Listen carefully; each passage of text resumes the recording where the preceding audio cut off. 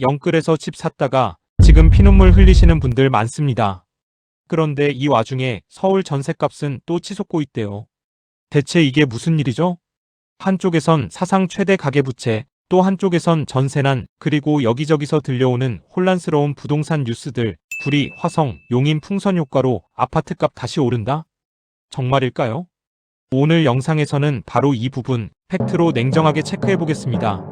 그리고 요즘 다시 들썩이는 공급 이야기, 서울에서 청약을 앞둔 반값 아파트 소식도 준비했어요. 구체적으로는 SH공사와 LH공사가 마곡, 고덕강일 등에서 공급하는 토지임대부 주택들입니다. 보증금 4천만 원대 내년 본청약과 사전청약이 시작된다는 거 많은 분들이 관심 가져야 할 부분이에요. 자, 그럼 바로 시작하겠습니다. 서울과 경기 12곳이 3중 규제 지역으로 묶이면서 그 풍선 효과로 집값이 다시 오르고 있다는 지역을 팩트체크를 하겠습니다. 먼저 가장 많이 올랐다는 구리부터 가보겠습니다. 구리시 인창동에 위치한 인창 5단지 삼환신일입니다. 여기서 이만큼 빠질 줄 누가 알았을까요? 과거엔 17층이 11억 6천까지 찍었다며 이 동네에서 프리미엄 단지로 꼽히던 곳입니다.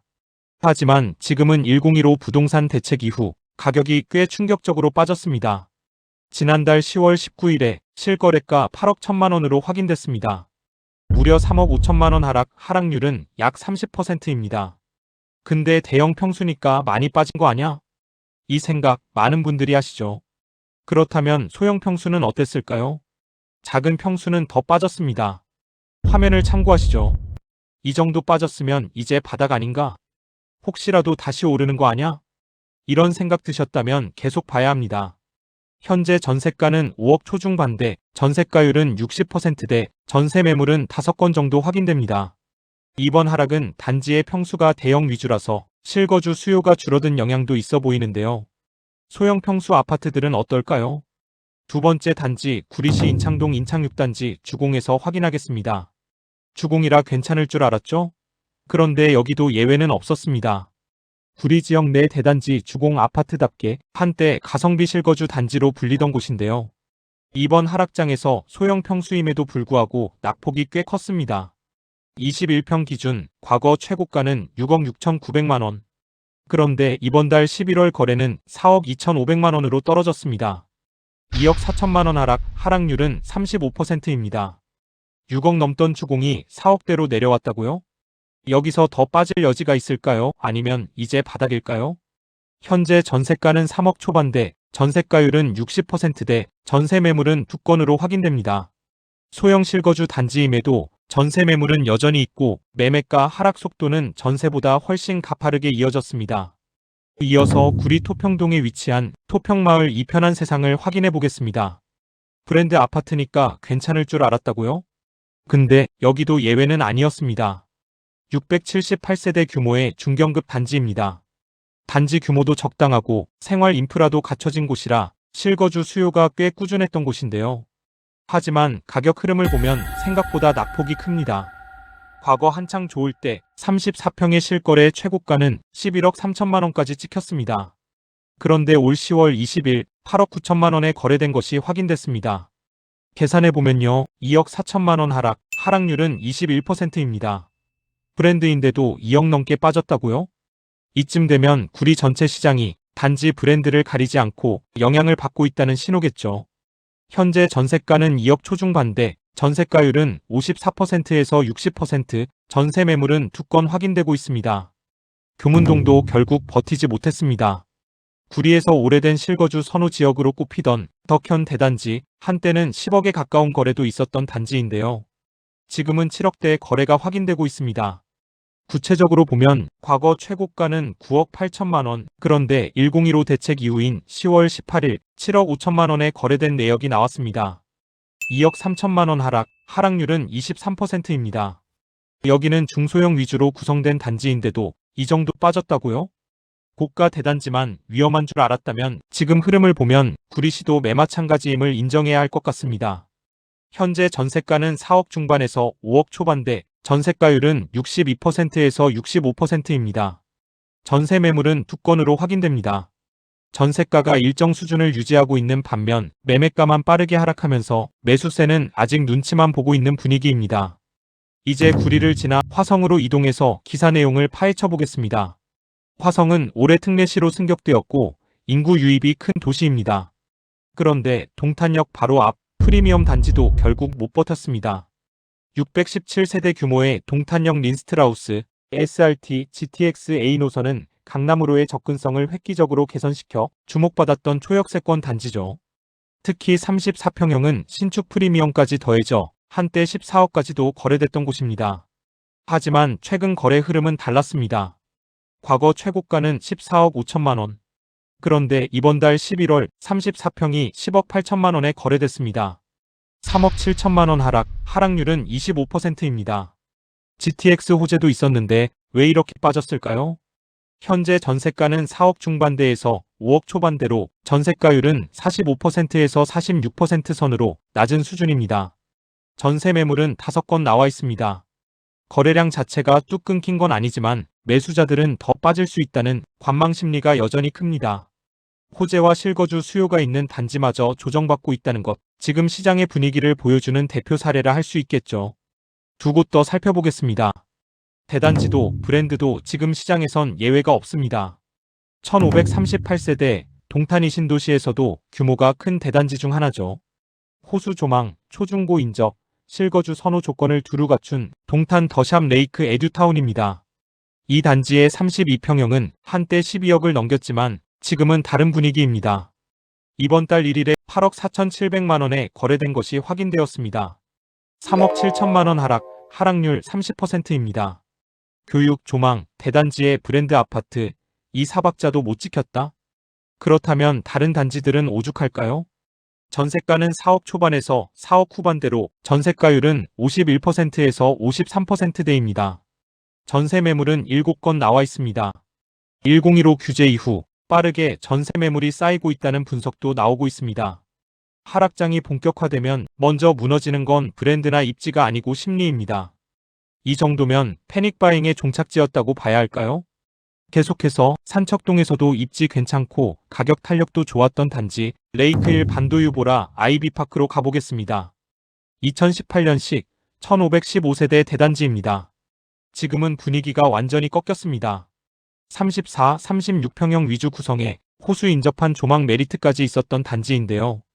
과거 최고가가 8억 7,800만 원, 이번 달 1일 거래로 5억 7,500만 원으로 3억 하락률 34%, 1015 대책 발표가 있었던 10월 거래는 화면을 보시죠. 3억 2천, 3억 3천 하락이 있었습니다. 여기야말로 진짜 풍선 효과였던 곳 아닌가요? 짧은 시간에 급등했다가 지금은 빠르게 제자리로 돌아가는 중입니다. 현재 전세가는 3억 4,500에서 3억 8,500만 원 선으로 전세가율은 60에서 63% 수준입니다. 전세 매물은 20건이나 나와 있습니다. 전세가는 예전과 차이 없는 반면 매매가는 급락세를 보이고 있습니다. 많은 곳이 30%에서 40%까지 하락했습니다만 한 곳을 더 보겠습니다. 역세권 브랜드 준신축 이 삼박자도 지금은 약발이 안 먹힙니다. 2017년식 832세대 동탄역 푸르지오, 영천동에서도 가장 눈에 띄는 준신축 아파트 중 하나죠. GTX A 노선 호재와 SRT 역사와 가까운 입지로 역세권 프리미엄을 상징하던 단지였습니다. 하지만 최근 실거래가는 그런 기대와는 다른 흐름을 보이고 있어요. 과거 최고가가 11억 2천만 원, 이번 달 1일 8억 1천만 원에 거래된 것이 확인됐습니다. 여기도 3억 1천만 원 하락률 27%입니다.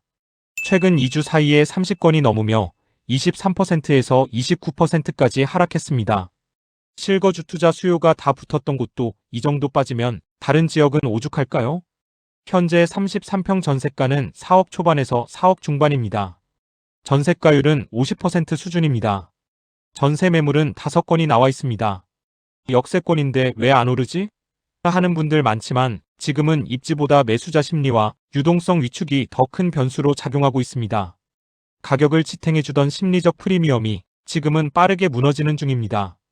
지역을 조금 내려가 볼게요. 용인 기흥구로 넘어가면 또 다른 흐름이 보입니다. 용인 대단지는 괜찮다?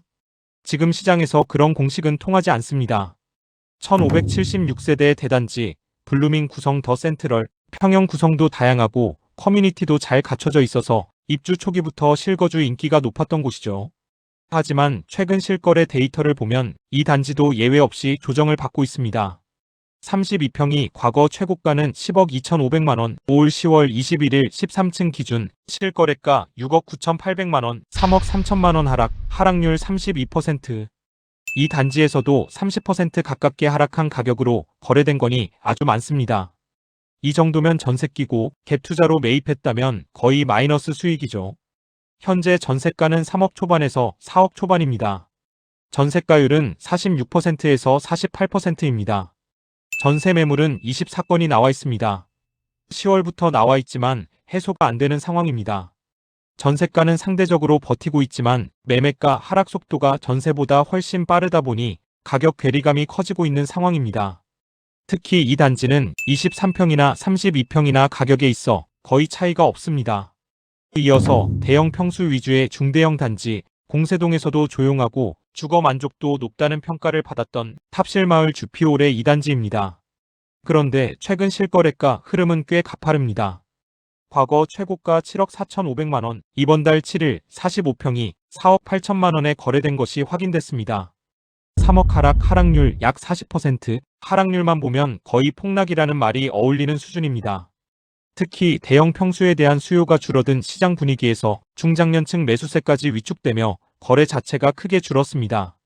현재 전세가는 3억 4천에서 3억 6천만 원 선, 전세가율은 72%에서 73%로 높은 편입니다. 전세 매물은 19건으로 지난달부터 나온 매물이 해소되지 않고 있습니다. 매매가 하락 폭이 전세보다 훨씬 크다 보니 전세가율은 반대로 빠르게 상승 중이고 이는 실거주 전세 수요를 다시 유입시키는 요소가 될 수도 있습니다. 하지만 여전히 매수 심리가 살아나기엔 조금 이른 시점이죠. 이처럼 구리, 화성, 동탄 아파트값이 급등했다는 것은 거짓임이 판명되었습니다. 우리는 이러한 카더라 뉴스를 믿어서는 안 됩니다.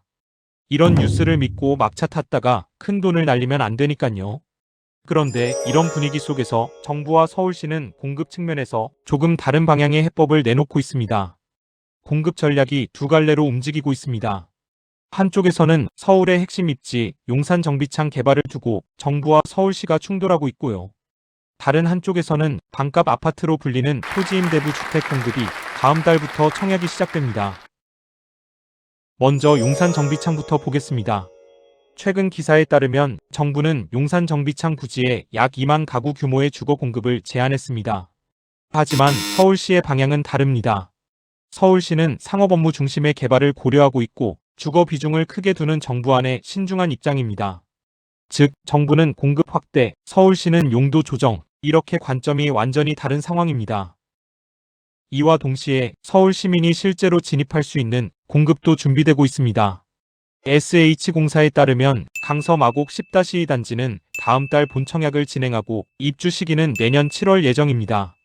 그리고 고덕강일 3단지 59제곱미터 215세대는 내년 8월에 사전 청약이 진행될 예정입니다. 마곡 16단지까지 포함해도 전체 공급량은 약 2,750세대 수준입니다. 그리고 SH공사 관계자 말에 따르면 건축비 인상으로 인해 이 방식의 공급은 사실상 이번이 마지막일 수 있다고도 전해지고 있습니다. 보증금은 4천만 원대, 가격 부담이 적은 만큼 경쟁은 매우 치열할 것으로 예상됩니다. LH공사도 사전 청약 물량을 준비하고 있습니다. 주택형은 전용 59와 84 중심이고 거주 의무 5년, 전매 제한 10년 조건이 붙습니다. 조건은 길지만 실거주자는 주거 안정, 무주택자는 진입 기회라는 측면에서 관심이 크게 몰릴 가능성이 높습니다. 2023년에 고덕강일 3단지 분양가가 3억 1,400만 원 선이었던 것을 감안하면 이번 공급도 비슷한 수준에서 나올 가능성이 있다는 말이 나오고 있습니다. 지금의 부동산 시장, 심리보다 데이터가 더 중요해진 시점입니다. 하락률은 단순한 숫자가 아니라 시장의 신호이자 경고죠. 그리고 한편으론 SH, LH를 통한 실제 공급도 다음 달부터 청약 접수를 시작합니다. 내년 입주까지 이어지는 이 흐름이 집값에 어떤 영향을 줄지 지금부터 냉정하게 지켜봐야 합니다. 판단은 감이 아니라 팩트와 데이터로 하셔야 합니다. 오늘 영상이 도움되셨다면 좋아요와 구독 눌러주시고 알림 설정까지 해두시면 빠르게 다음 소식을 받아보실 수 있어요. 그리고 내 집 마련에 도움이 되는 최근 영상도 걸어둘 테니 이어서 꼭 시청해보세요. 시청해주셔서 감사합니다. 지금까지 부동산 무물이었습니다.